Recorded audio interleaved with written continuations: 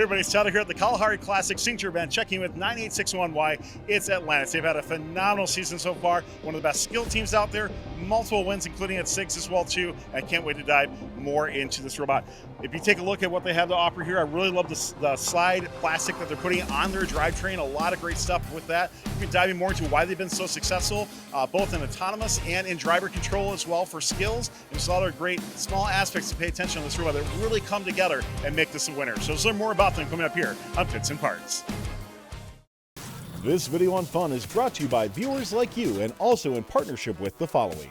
The Robotics Education and Competition Foundation provides fantastic programs for students from elementary school all the way through college. These include VEX, aerial drone competition, online challenges, JROTC, girl-powered, scholarships, certifications, and so much more. To discover these exciting opportunities, visit recf.org and get connected.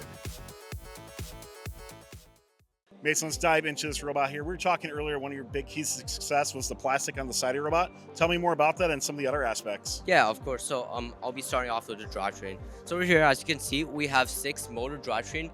It's a 400 RPM drivetrain because we want to conserve both speed and torque at the same time. And also something that you may notice on a drivetrain are these two sleds over here made of polycarbonate. And these 2 sleds are what makes our driver skills and also autonomous skills very good, because as the first wheel of each side of the drivetrain goes over the parking zone, like the sleds will be landed on top of the parking zones, and this allows for second wheel in the drivetrain, which is a traction wheel, to help the drivetrain just glide over the parking zone very quickly, and allows us to get the 6 balls in the parking zone very quickly too. And also we have a very robust drivetrain because this year's season involves a lot of defense, so we have 4 points of connection over here that are very stable. Yeah, and I'll be passing on to Felix about the intake. Hi, so this is our lower stage intake. Lower stage intake, we use flex wheels. So these flex wheels here in the middle, they have cutouts. Essentially what this does is it allows the flex wheels to morph to the side, like the shape of the block. For example, like let's say like the block is in this orientation, it's going to be a bit higher. So then these flex wheels will be able to capture it and bring it in. Another thing about our intake is it's moving. So it's powered by a 25mm piston. This allows us to pull it up, and this eventually goes on top of the lower goal when we're scoring. And what this does is it allows us to use less RPM when scoring into the low goal. This makes sure that the blocks don't fly out the other end. Our lower intake is 1,200 RPM. This allows us to absorb blocks very fast while ensuring that we don't overtake blocks. This is our match loader mechanism. It's powered by a 75mm piston. This mechanism is very important, especially in this game, because we have to retrieve a lot of blocks from the match loaders, where most of the blocks come from. So this match loader, we have a rubber band or rubber tubing here, and what this does is it allows us to essentially rebound once it's exited the match loader, and these standoffs prevent it from over rebounding. Essentially, this C/V cutout in a specific orientation where the hexagon is facing the match loader, it allows it to essentially scoop this up, and once all the blocks are on top of the match loader, this acts as a passive funnel, funneling the blocks one at a time into the lower intake as it goes up into the mechanism. And Felix, I don't know if this is an optical illusion to me, but you guys just seem like you have a really wide robot out there as well. So when you're looking at, designing this whole thing, was that something in mind? You're like, hey, we really just want to have a lot of control on the blocks as we come through, or what was some of the thought process behind like a nice wide match loader and just an overall, I would say, beefy robot too? Yeah, absolutely. So we initially, when we first did our first robot, it was we took 2 blocks in at a time. We used to use a forward back robot, but however, as we evolved to an S robot, which enabled better control during skills, we had to change it to a 1x1. So we kept the same match loader width. What this does is even if the match loader is say off a couple centimeters to the wrong direction, it still allows it to capture the blocks and funnel it into the match loader, or through the match loader into the lower intake. Let's pass it over next to Albert, talk more about the upper stage intake. So a lot of the alignment that you're doing as well too. And I mean, your team just overall really quick D-scores and multiple options for that. So talk to me more about what you have. Yeah, so this here is our upper stage intake, and as you see, it is actually a lift intake. So essentially what we can do is we can lower and also raise the intake using these two 25mm pistons here to conserve air. And this essentially allows us to very quickly switch from high goal to middle goal, and it allows us for like a lot of better control. And we also have a 600 RPM outtake here for quick scoring. And here we also have, this is our middle goal descore. And essentially what it does, it just descores the ball from the middle goal. And also an additional feature we have here is during the autonomous period, for scoring in the middle goal, we need to score 7 blocks into the middle goal. So what we do is we essentially just use this as the aligner for autonomous periods, so we can ensure that we can score the 7 blocks in. And now I'll pass it on to Felix for our descore back. So another very, very important descore mechanism that we have is the long goal descore. Most of the combat in pushback occurs in a long goal, which is worth a lot of points. So this mechanism essentially erases over a long goal, and we can drop it in wherever we want within the long goal. This is a really big aligner, so we decided to use a large aligner because you can see we have the 2 corners of the robot here, and essentially if we want to like just crash into the long goal at an angle, it automatically kind of levels out, and then we can just push it down and really quickly descore all the blocks of the opponent color. It seems like watching your matches that you guys have been able to line just really quick and quicker than most of the other teams on the field. Can you just talk about why that's been so successful for you? Like, is there something that is really attributed to making that so successful?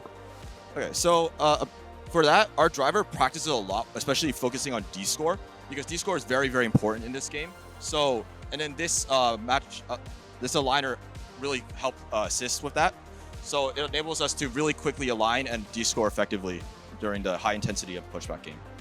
Let's try to pass over to Nathan and talk some of the code that's gone into it. Not only one of the best driver control skills, but also in terms of autonomous skills as well too. Your team has been phenomenal. So walk me through some of the keys to success for that on your robot. Yeah, so basically we try to prioritize first our input data, such as the odometry calculations. So first I'll go over how we calculate the coordinates of the robot at all times as we run autons. So first, we have an odometry wheel. It's a one-wheel distance tracking sensor. So basically, as we like roll around the field, it can calculate like the coordinate, as the robot moves.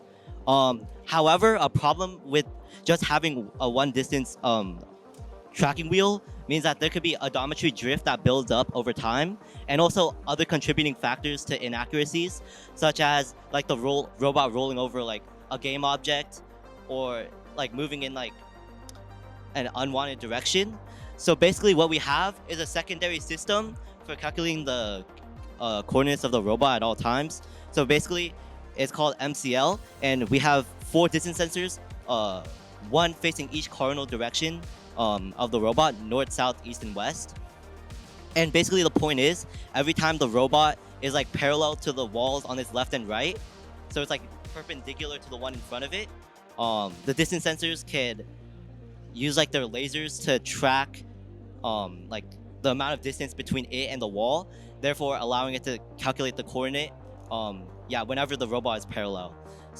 So like we cannot have this by itself, because, well, first of all, like if the robot is facing like diagonally, the distance calculation would be kind of wrong, because the walls are like 90 degrees. Does your team have any future plans for like looking at your next events coming up, sort of thing? Your team has been so good, but I think part of your success is you keep iterating, right? So what's kind of your next big plan for your team? What do you have in mind?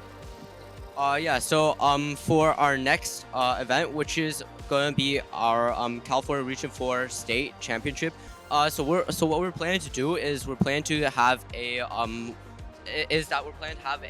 bigger intake system and a bigger storage capacity. And the reason for this is because during skills, I find it very hard to intake more than 7 balls at a time. And intaking more than 7 balls will allow us to achieve a higher skills, driver, and autonomous score, because we could score more at the same time, and we don't have to match load as often. And how we're going to accomplish this is like we're going to make the S part of this robot much longer, and it's going to stretch all the way to about the end of the drivetrain, and it's going to stretch all the way to the front, and it's going to go all the way to the back. And I'm planning to have it to be a 11 or 12 ball storage at once, which will allow us to have better match play and have better driver skills for states. Yes. Yeah, great lesson, I think, for all teams. This team's already qualified for Vextrals, and yet they're never giving up. They're continuing to get better and better. So we wish you guys best of luck, of course, here at the Kalahari Signature, and you're competing at the JROTC Nationals as well, too. So we can't wait to see how you do there. But congratulations on your success so far, and thanks for telling us more about your robot here on Pits and Parts. Thanks for watching. Don't forget to like, subscribe, and click the bell to stay up to date on future fun videos. The Robotics Education and Competition Foundation provides fantastic programs for students from elementary school all the way through college. These include VEX, aerial drone competition, online challenges, JROTC, girl-powered, scholarships, certifications, and so much more. To discover these exciting opportunities, visit recf.org and get connected.